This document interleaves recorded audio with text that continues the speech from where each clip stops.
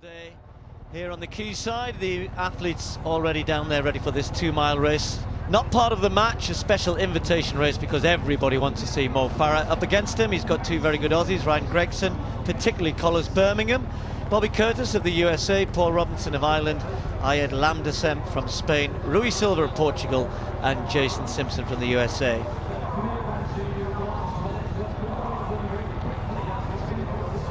Well, it's been an incredible 2-3 weeks for Mo Farah since his exploits in the Olympic Stadium. He hasn't done much training. He was wanting to point out to me, and I think everybody last night, saying, I'm not quite sure what's going to happen here today. Of course, we saw him in Birmingham running on the track, and now delighted to have him here as part of the Great North Run weekend.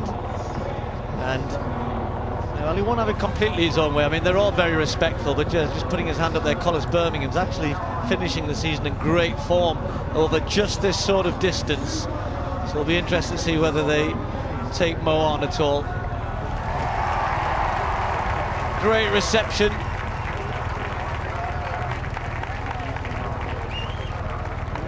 And this is the man that I think many people here, you can see the wonderful crowds here. It is a lovely day.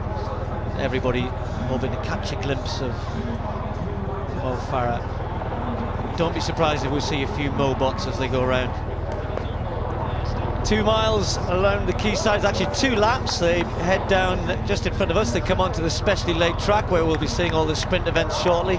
Cut down onto the Millennium Bridge. Got wonderful view of the setting there.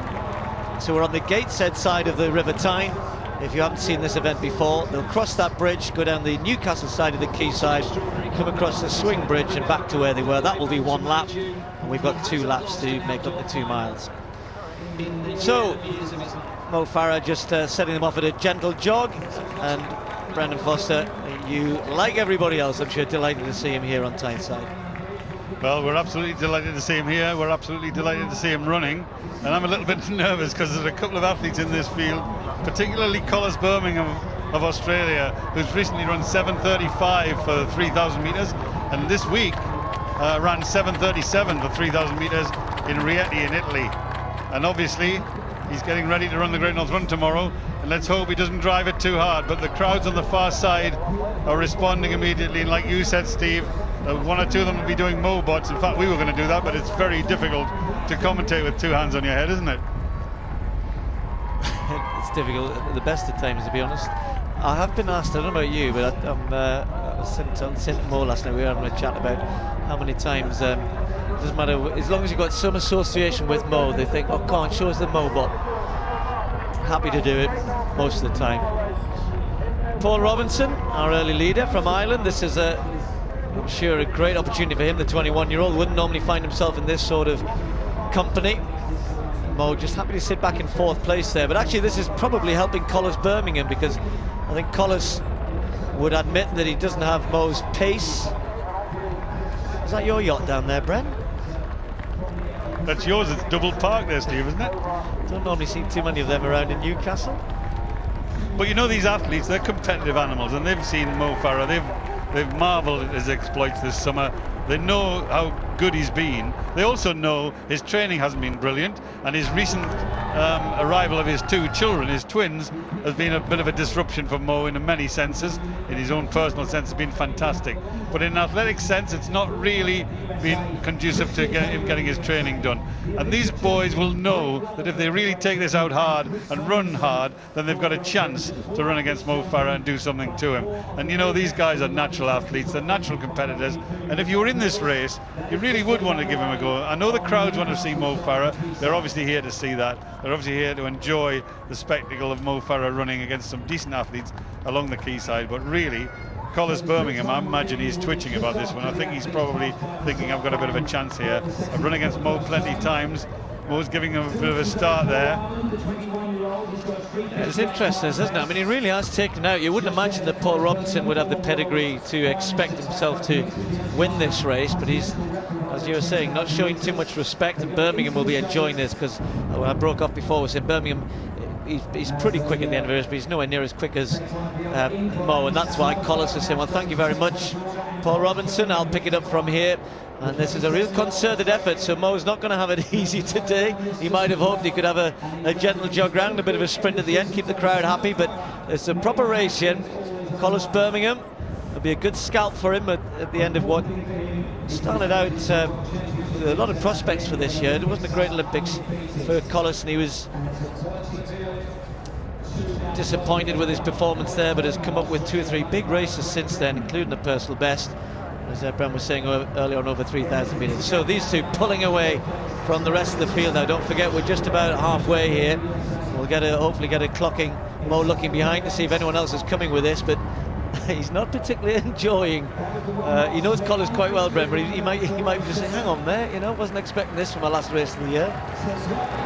Well, he's getting a good cheer, and we're all delighted to see that. Well, they come down, they're just past the halfway point, just past the mile. Just over 4:10 for the mile, which is a little bit quick for a 2 mile. It's a little bit quick for Mo's. Oh no, it's 4:17, so that's a little bit better. I'm happier for Mo on that point, but there he is, taking close order, enjoying the adulation of this crowd, and no one deserved it more than Mo Farah.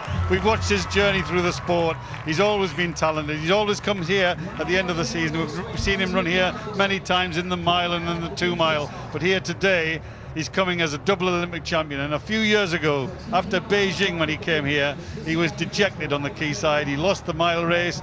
His season hadn't been brilliant. He then started to think about a new coach and a new training regime.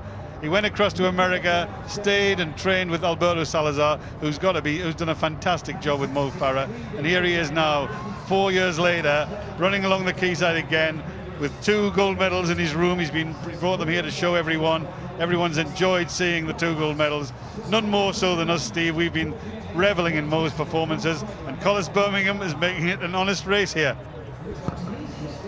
You'd be forgiven for wondering where you are there. Palm trees, yachts, sun shining. We are in Newcastle on Tyneside. Looking beautiful today in a great race in prospect here. Collis Birmingham doing his best to shake off Mo Farah, the double Olympic champion. And don't forget the European 5,000 metre champion this as well. He won a gold medal in that event before the Olympics even started. And Mo just checking behind Curtis and Gregson, having a battle for 3rd place, but they're a good 20 metres behind these two. And Mo just moved alongside Birmingham just for a second there, just to remind him he's there. Collis is doing his best here. He knows what will happen inevitably over the last 200-300 metres are sure. It's probably just a question of when Mo Farah decides to turn the burners on. They've still got about 700 metres to go. Under the Tyne Bridge there, swinging away from the river. Well, they'll come across the swing bridge. Mo Farah for the first time goes a little bit closer, and now Mo Farah, the one thing I'd tell you, after the race he'll tell us it was a hard one, because you can see Collis Birmingham's having a real go. Mo's hanging on to him here, and now we're looking at Mo Farah. Remember his sprint finish in the Olympic Games in the 5 and 10,000 metres. Well, as they come up the slight hill there, you can see him digging deep. His head's bobbing a little. He's moving alongside. He keeps checking over his shoulder.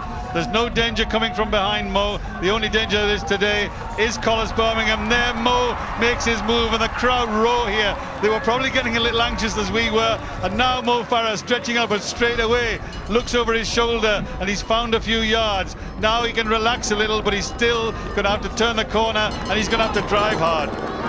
Yeah, he's still got a good few hundred metres to go as he turns on the Gateshead side. Just a little rise here, then they take a sharp left at those traffic lights you can see, back down onto the bottom road, past the Sage, and from that point on it's about 350 metres to go, and he's just checking behind, no problems at all.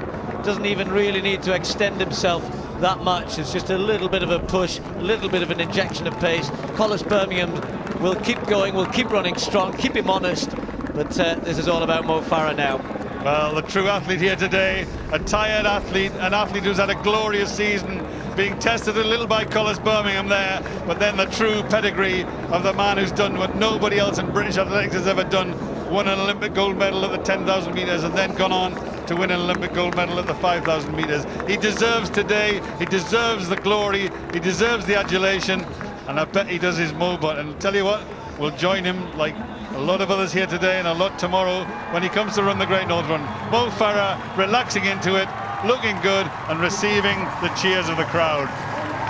Well, here he comes, just about 150 metres to go. Collis Birmingham not able to run him down. Nobody else has been able to. He's enjoying these last few strides. I'm sure the Mobot is coming shortly. Mo Farah, delighted to see him here, delighted to see him winning again. This will be it for his season. A long, well-earned rest for the double Olympic champion. Farah wins. Oh, and Curtis just runs past Birmingham on the line there. Collis Birmingham really easing up, losing second place. But that was a bit of hard work for Mo Farah. Collis Birmingham pushed him hard and probably cost himself second place by doing that. Mo didn't want to leave it to a big sprint at the end, so he just did enough with about 400 or 500 metres to go. And total time 8:40, which isn't scintillatingly quick. Remember, when you haven't trained for a couple of weeks and you've been having to do all of this, goodness knows how many times a day, then it's still hard work. And it's a tired Mo Farah, a deserving athlete. He's rehearsing his move there. He is running strongly. He's run brilliantly. It's been a pleasure to watch him, not only this season, but today and over the last 6 or 7 years, and even more than that. There it is, the Mobot for Mo Farah. And the good news is a tired Mo Farah is down there talking to Phil Jones. Well, thanks very much, Brendan. Mo, congratulations on beating in the outdoor season. And Collis Birmingham made you work hard for it. Yeah, he digged in early on. That was tough. Tell me about what it's been like coming back from the Olympics, trying to juggle all the commercial opportunities you've got and all the fun things you've been able to do with still trying to do some work like this. It's been hard work, you know. It hasn't been easy to getting everything done. But, you know, Olympics done now, and this was to enjoy, run in front of the home crowd, and it was amazing. You said you wanted to put your feet up now, and you deserve it after the year you've had. What are you going to do? What are the immediate plans? No, definitely just have a rest and chill out, spend time with the family and look after my little girls. And a few treats. I know you were telling me No, yesterday you've got a sweet tooth. I've got such a sweet tooth. I'm going to treat myself and have fun and eat what I like. What would you say to all the public back at home, all the public here who've been treating you so well, taking you to their hearts? No, it's been amazing. I just want to thank everyone who supported me, and it's been amazing. The amount of people supporting me and congratulating me, and just want to say everyone who's been treasuring everyone else, thank you, and particularly not my wife and daughter and everyone, family. Congratulations, Mo. You've done the nation proud. Cheers, thank you, Phil.